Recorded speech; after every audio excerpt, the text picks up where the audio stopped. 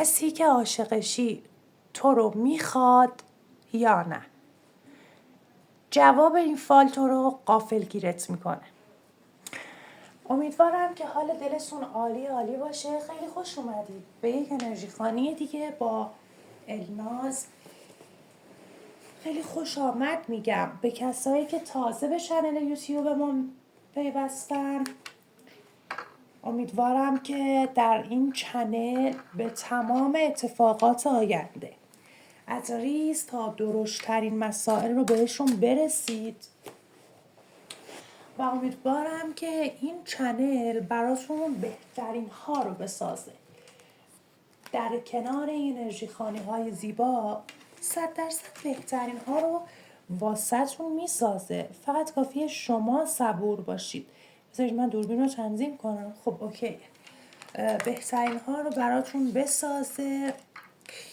خب عزیزای دلم، برای که انرژیتون با این همسو بشه حتما لایک کنید، کد کیهانی 111 رو واسم کامنت کنید، برای 2 نفر از دوستاتون بفرستید، کانال رو سابسکرایب کنید، زنگوله پیج رو فعال کنید که شما اولین کسی باشید که انرژی خوانی های ما رو دریافت میکنید.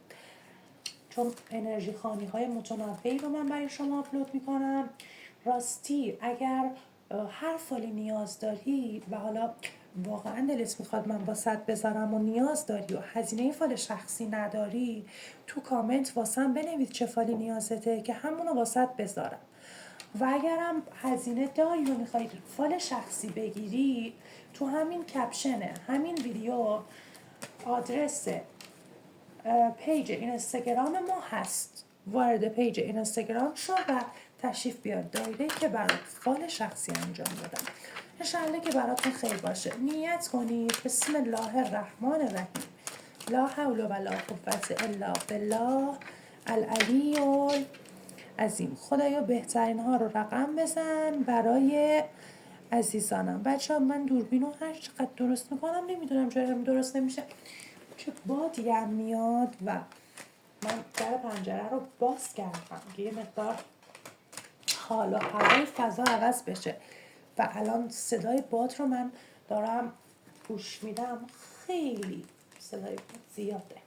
خب بریم ببینیم ما یه کسی که عاشقشید، دوستش دارید و بهت گفته دوستت دارم، واقعا تو رو دوست داره؟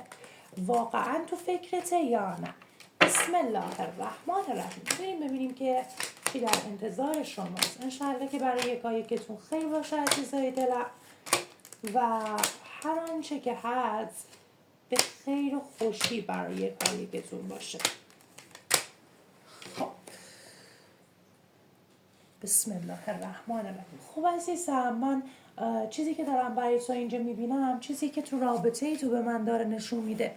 میگه عزیزم کلا توی رابطه ای تو یه سری وقفه ها که اصلا ایجاد شده بوده، حالا هر چی که هست هر چی که بوده یه سری وقفه ها ایجاد شده بوده توی روابطت و حالا این وقفه هایی هم که ایجاد شده بوده باعث شده بوده که یه مقدار به قول معروف مسائل زندگی تو یا حالا مسائل رابطه تو رو درگیر خودش بکنه. یعنی چی؟ یعنی تو کلا یه سری برنامه ها حالا با این کیس احساسی داشتی، با عشقت داشتی، یه سری کارها میخواستید با هم دیگه انجام بدید و خیلی تو فکر بودی که رابطتون رو جدی تر کنید.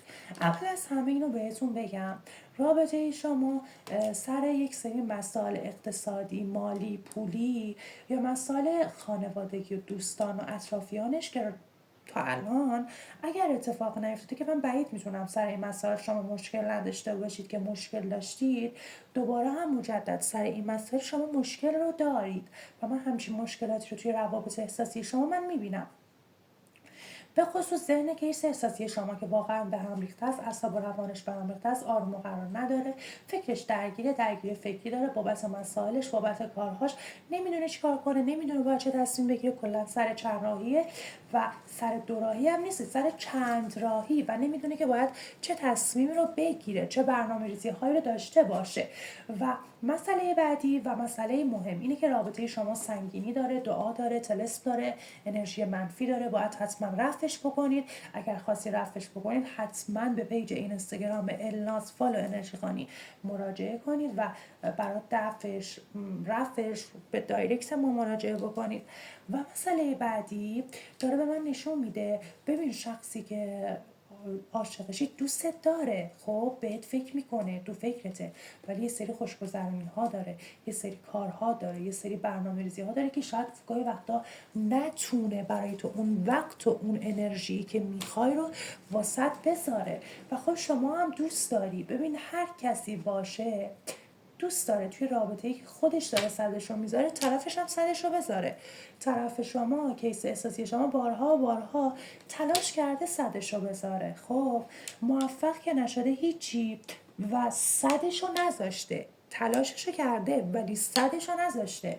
گاهی وقتا خیلی زود تو رو قضاوت کرده، خیلی دلتو شکسته، خیلی ناراحتت کرده، خیلی ناامیدت کرده، واقعا دلتو شکسته، واقعا تو رو در ناراحت و غم و اندوه ترین حالت ممکن گاهی وقتا حتی رهات کرده، حتی بهت اون حس خوب و انرژی مثبت، اونی که بهت بگه نگران نباش همه چیز درست میشه، مهر و محبت داشته باشه، عشق و علاقه بهت داشته باشه، داره، من نمیگم نداره، ولی اونجور که باید به زبون بیاره نیاورده، اونجور که باید صدش رو واسه تو میذاشته نذاشته. و الان تو خودت هم میدونی چی به چیه، تو خودت هم میدونی، ولی من میتونم به تو بگم دوستت داره، بهت فکر میکنه، ولی خب پای یک رقیبم در میونه، یعنی تو رقیب هم داری، یه رقیب هم براش داره به من نشون میده و این رقیبت هم دستش توی دعا جادوه، یعنی حتی این دعایی هم که روی رابطه شماست رقیب واسطه شده،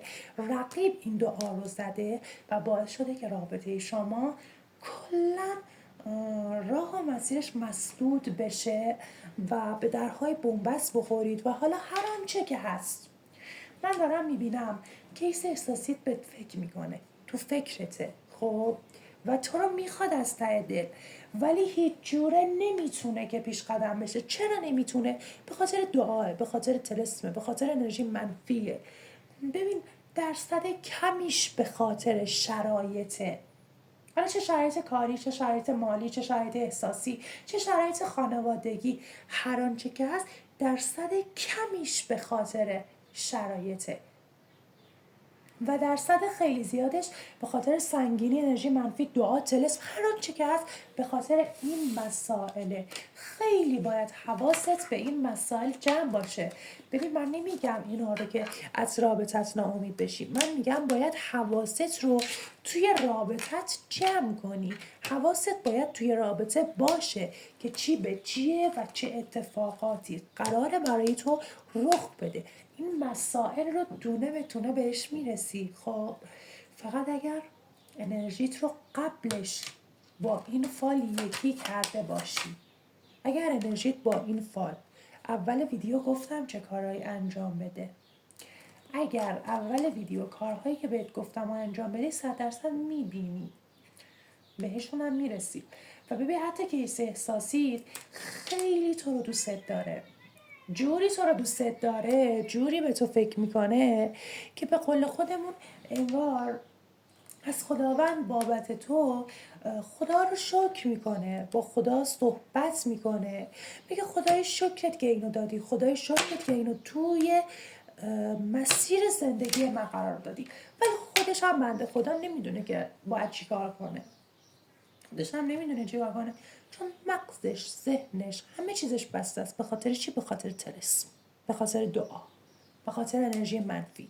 اگر به امید خدا دونه به دونه این مسائل رفت بشه رابطت درست میشه، اونجور که دلت میخواد رابطت پیش میره. فقط باید صبر کنی، صبور باشی و حتما اینا رو رفع کنی. حالا انشالله که برای یکایک شما عزیزای دلم خیر باشه. اگر تا اینجا انرژی خانیت رو دوست داشتی، نظر قشنگی تو واسم همین زیر کامنت کن. برای دوستات هم بفرست تا انرژی 2 برابریش به خودت برگرده و نگرانم نباش، همه چیز درست میشه به وقتش. فقط صبر و تلاش تو مهمه که چقدر صبوری و چقدر قراره برای رابطت بجنگی و تلاش کنی. انشالله که برای یکایی که تو عزیزای دلم خیلی باشه. تا یک انرژی خانی دیگه شما رو به خدای بزرگ میسپارم. امیدوارم که بهترین ها سر راهتون باشه. یا علی مدد.